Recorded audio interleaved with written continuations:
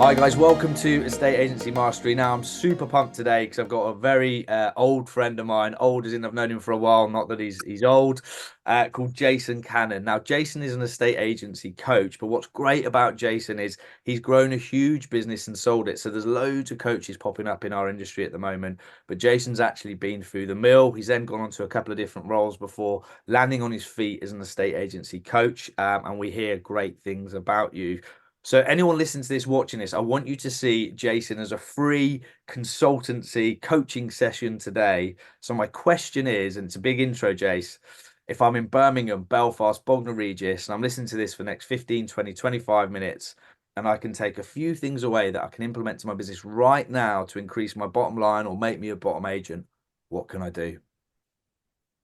Hopefully not make you a bottom agent, Chris, make you a top agent. Top agent, sorry, there we go. I was so excited about introducing you, I messed my words up, but let's not worry about that. We don't wait for perfection.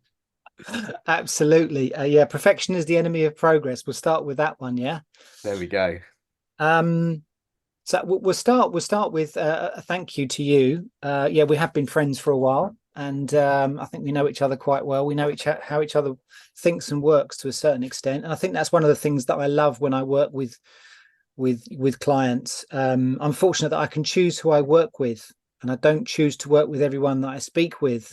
I don't say that with arrogance. I say that with values in mind. So if your values align with mine as yours and mine do, we've got similar values, then we enjoy working with each other. So I get something out of it, and so do you. I love that, Jason. I just used that line. I'm huge on scripts with a potential vendor as well. She was asking all the questions: where you located, how many you sold in the area, and I just said, "Listen, might not be the agent for you. I pick and choose who I work with," and completely shifted the dynamic. And it's a great position to be in. So I understand and respect that. Yeah, yeah, and I say this to anyone that works with me, or anyone I have a conversation with: be the interviewer in that scenario, Chris. Don't be the needy salesperson. Don't be the interviewed person. Be the interviewee. Be in control of that conversation. And if you're really consultative about your approach to estate agency, it's a privilege to be on the sofa or at the dining table with that person, isn't it?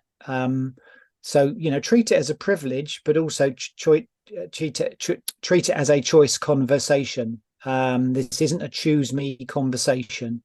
I don't work with 100% of the people that I talk with. So killer questions. Somebody once said this to me, Chris, and I think you and I may have talked about this a few times. The quality of your questions will have a direct influence on your income. I can give you that as a takeaway fact. You ask the human brain a question, it has to go and find the answer. So the quality of your questions and my questions when we're talking to clients, sellers, buyers, whoever, think about the quality of those questions. It's not your statements that will allow you to win business. It's the quality of your questions. Do you know what, Jay? So we were script practicing last Wednesday. It was objection handling, and we took it from agents talking back to me as the potential vendor to we switched the game to you could only respond to vendor with a question.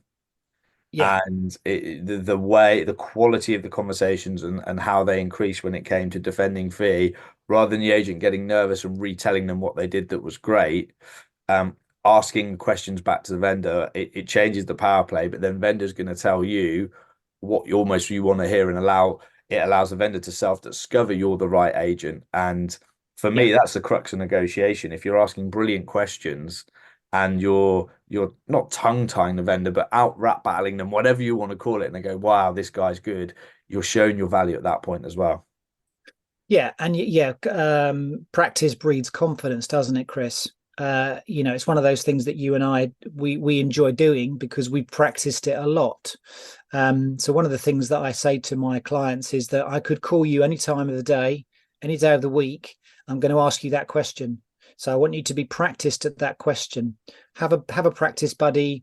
Learn the scripts. It's your voice, it's your tone, it's your conversation, it's your questions, but you're going to use that script and you're going to be very practiced because that means that you're not going to go, oh, damn, how do I answer that question?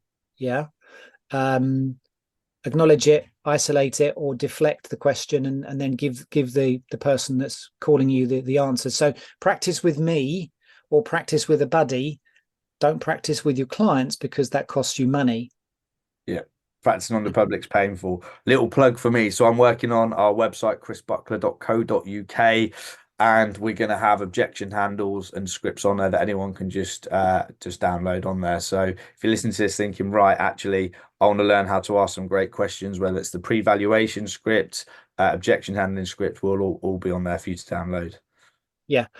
I spent a couple of hours with Mr. Watkin yesterday, Chris, and I know you're a big fan, as I am, of him and the way that he operates. We've talked a lot about negotiation. It's one of my things for 2024. I'll give you a takeaway at the end of this conversation on that. But I want to empower entrepreneurs and business owners to focus on the right processes, actions, and goals, because my observation would be, and I think you mirror this back to me, that actually the quality of estate agency in the UK it's got a long way to go to improve, hasn't it? Yeah.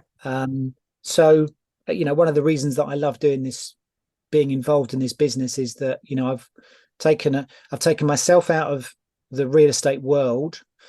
I've gone and got myself a professional qualification as a coach. I've not mastered that, but it's added another level to my skills. I talk about psychology. I talk about neuro-linguistic programming. I talk about hypnosis. It's something that I studied 20 years ago. And that leads back into one thing, which is communication. And if you want to be the top 1% of estate agents in the UK, you need to be in the top 1% of communicators. So say I'm listening to this, Jay. So I'm sat up in Birmingham, Belfast, Bognor Regis, one of the three, and I'm nodding. I'm going, yeah, I agree with this. I need to negotiate better. I need to be able to increase my conversational ability. Where do I get, what is it? YouTube? Is there a podcast I should listen to? Where can I get information to increase those skills? It's really simple. It's all out there, Chris, isn't it? Yeah, it's on YouTube. Yeah, it's also on LinkedIn. You've only got to connect with probably 5 influential people. Chris Watkin being one, most definitely. He will give you all the tools. He will give you all the scripts and the tactics. So it's not about lack of information. It's just about lack of action. It's that there's a lot of people that think they know everything, that they don't need a mentor, they don't need a coach, they don't need a buddy. They don't need to learn it. Who are they listening to? What podcasts are they listening to? Are they listening to, for example, I'm sure this is going to be a great podcast, a great chat, but are they listening to John Savage's podcast? We've got him later today, so I don't mind you plugging that one. I don't mind you plugging any, to be honest. Are you listening to a estate agency podcast that help you improve, right? Absolutely, because what John has done very cleverly, he's got some really fantastic guests on there, and he's sponging from them. He's taking all that knowledge and information, and he's taking little bits of that. So their experience, their knowledge, he's adding that to his life experience and his knowledge and his story. Because, agents, they need to be more niche, and they need to be more individual, because the public's perception is we're all the same. Yeah. Isn't it? Yeah. So go and find your superpower. Go and spend time with 5 influential people. Get a mentor. Agents Together. It's a charity that you and I both support, and lots of great agents also do that. So go and find your mentor. Costs you nothing. Be part of a brokerage business that understands that you need to master these things to be the very best version of you, so that we'll understand your goals. If I was coaching you, one of my superpowers is perspective, and it's also being able to find out what makes you tick, what excites you, what gets you out of bed, and your mission, if you like. Why are you doing this? Is it just for the money, or is it for some other reason? Really interesting. Just on that one, Jay. So a book that Josh Smith, who I know we've both know very well, he's got his own business, Jags, powered by the estate agency, asked me to read was You Inc. I don't know if you've ever come across it. Now I No. was skimming the first 3 or 4 chapters because it was all to do with mindset and goals, and I thought, at this stage, I've got this stuff nailed. I don't need to really read it. And actually, I got to the point of, do you have a relationship with your goals? Um, and I was thinking, I'm making the same mistake everyone else does. So I've written them down. So I think I'm 42% more likely to achieve them, but I don't have a relationship with them or an accountability coach holding me accountable to them, say every Friday at 4 o'clock. So I can get to the end of my week, be an absolute busy fool, and not Yeah. thrive or achieve what I want to in my business, my personal, my estate agency, my brokerage, my family, my fitness life, and move edge forward because that's the type of personality I am, but not concretely have that domino effect in situ. So yeah, you're completely right there, Jason. It's about getting the goals created, but having a relationship with them. Don't just write it down in a business planning doc or a Zig Ziglar doc or whatever. Yeah. Refer back to them every single day, and that made me think, geez, I'm failing here. Yeah. And keep it simple, Chris. Agency in life doesn't need to be complex. We love simplicity. It's one of my, one of the values that I live by is simplicity. So even if it's, our old friend Lars Evans said he had a red dot on his wing, on his mirror in his car, and he had a red dot on every mirror in his house. He was a handsome man. He is a handsome man. So he'd always be looking in the mirror and he'd always see that red dot. And that red dot signified his goals. He could look at that red dot and that would then remind him of why he was doing what he was doing. What was the outcome focus that he wanted from that conversation, that meeting, that relationship, that listing appointment, that consultation, whatever.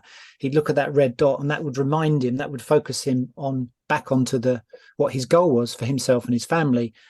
Simplicity personified there, isn't it, Chris? It is. Okay, fine. So we've got have a meaningful relationship with your goals, find great people in the state agency you can sponge off, upskill yourself in terms of negotiation and communication. What else we got, JC? I've got 5 questions here, which I'd encourage you can write these down, Chris. I think I've already got them written down. I think I know what these are. Do you? Okay. What projects have the highest impact for your future?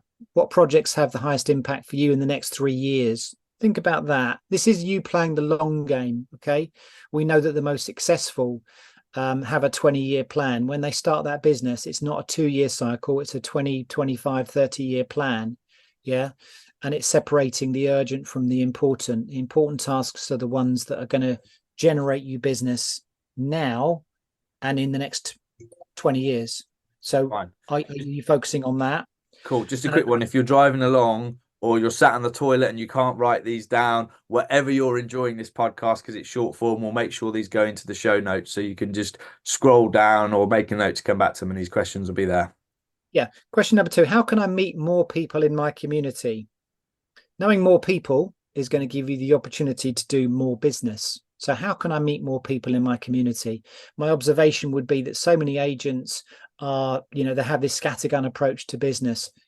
It should say in your LinkedIn profile, on your social media profiles, Chris Buckler, Chislehurst estate agent. Yeah. That's your community. That's where the girls go to school. That's where you live. That's where people see you out and about walking, cycling, on, going to the gym, blah, blah, blah. So be that person. So be part of the community. Question number 3, what needs to be removed? Really important, not added, to speed things up. Dave Brailsford talked about, if it doesn't make the bike go faster, don't do it. What can you remove from your bike? What can you remove from your speedboat to make it go faster?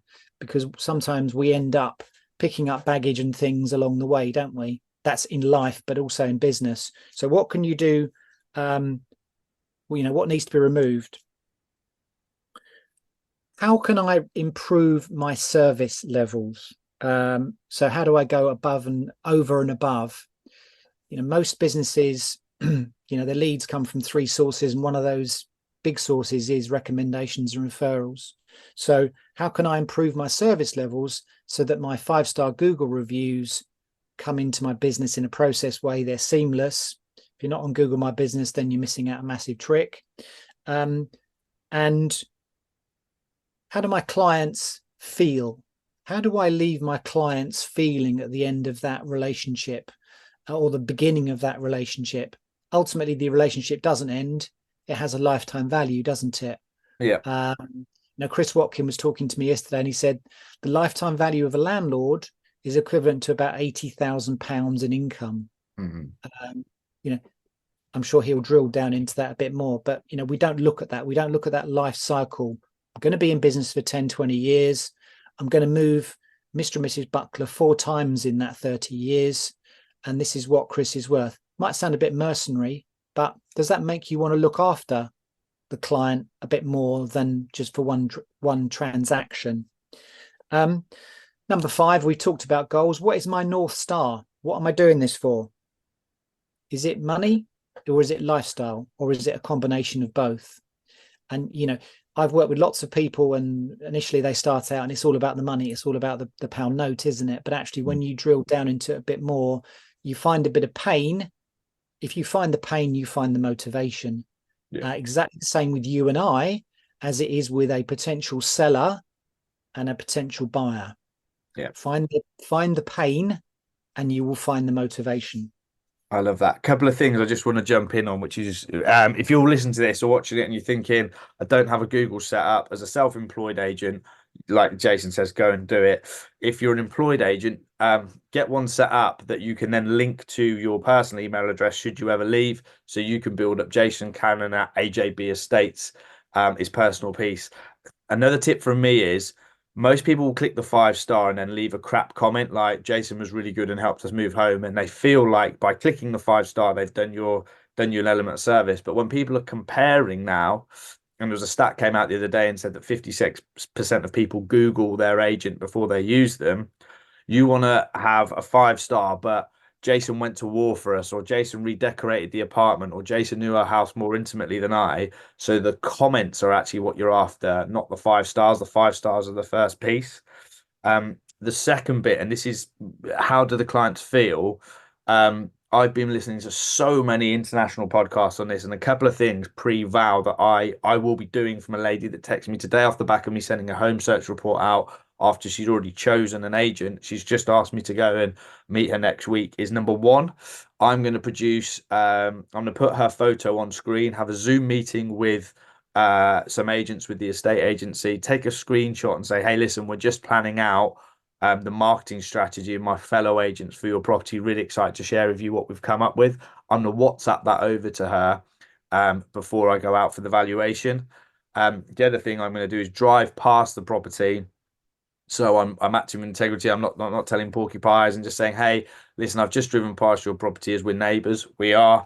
I can already think of a couple of people that that may be a fit for your property, which we can do. So none of this is, making it up.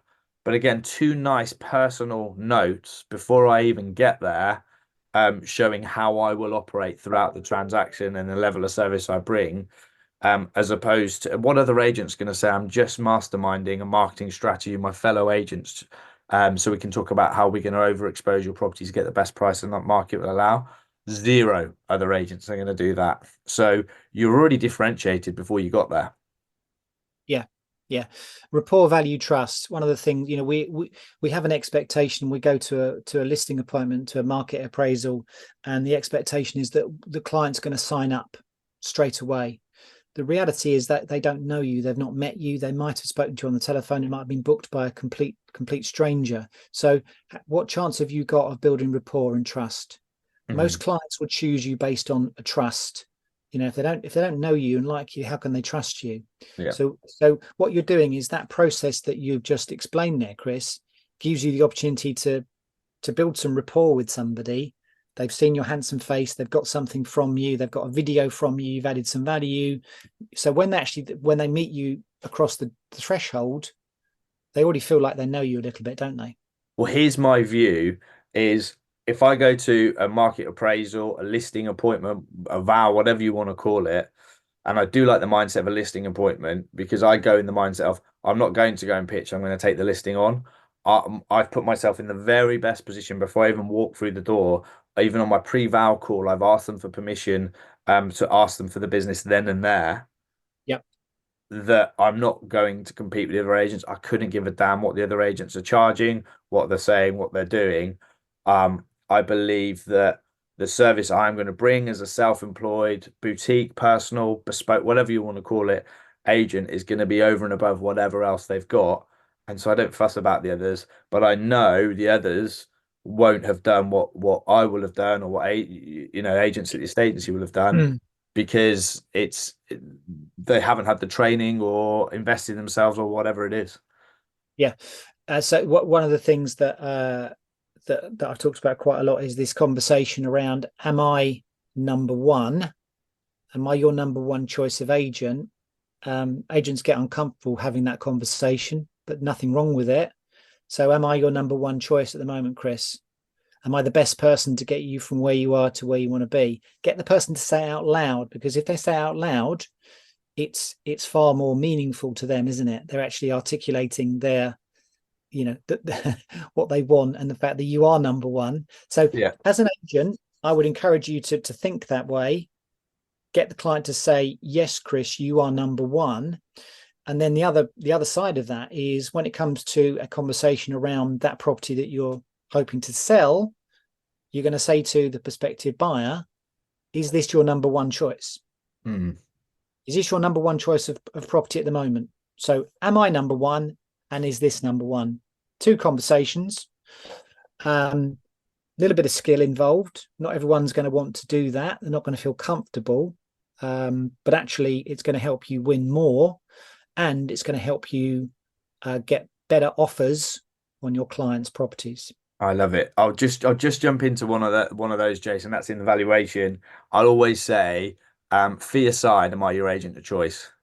And if they say no, it's what have I missed, or what reservations do you have? I then go back over it, and then objection handle, then I ask them the question again. I'd say 80% of the time they'll say yes. And rather than me go into the fee conversation, I'll say, just out of curiosity, why is that? They're then telling you in their own house why they think you're the best agent. So when it comes to fee, for example, if they say, hey, listen, and we know you'll negotiate and go to war for us, to get the best price in the market to allow that came across. No problem. What's your fee? I'm 2%. Oh, Chris, well, the other agent was 1.5%. Well, okay, no problem. What did he start at? Well, he started at 1.75. Well, I'm confused, Janet. You just told me you wanted a Rottweiler in your corner negotiating for the best price the market will allow. Is that correct? Yes, it is. Well, if they can't negotiate in their own money, Janet, how do you think they're going to negotiate on what you told me is the most expensive thing you own? Oh yeah, Yeah. I see it. So based on that conversation, do you think I'll outperform, out negotiate, or both the other agent? Probably both, Chris. Let's get the contract signed, and the fee doesn't even really come into play.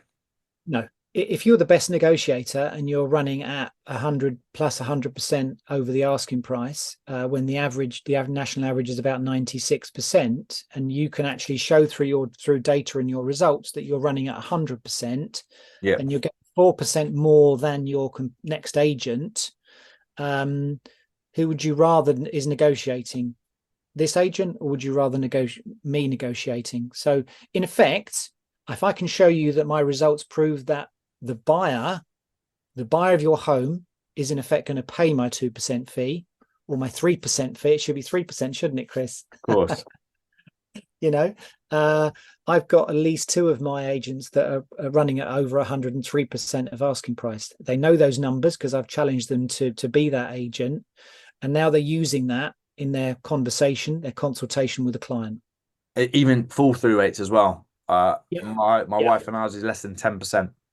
yeah, If you look at yeah. the national average, it's crazy, right? So again, how would you feel if once the property was agreed, it fell over due to the fact you used a cookie cutter agent or a discount agent or etc.? What impact would that have on you and your family? So fine, Jace, that's it. Any final, just anything from all your years that you want to share as a sign off to anyone listening to this?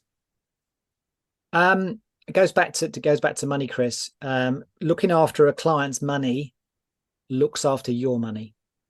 So just take away that statement, and think about that, because if you understand that if you can look after a client's money, your fee is easy. The fee conversation is very simple then. Yeah, So yeah, I'll cool. leave you with that. Thanks for the chat. No Always worries. Always a pleasure. No worries, Jason. If you can send across those questions, we'll put them in the show notes. All your socials, how to contact you will be below. I appreciate your time. We'll catch you soon. Take care. Cheers, Chris.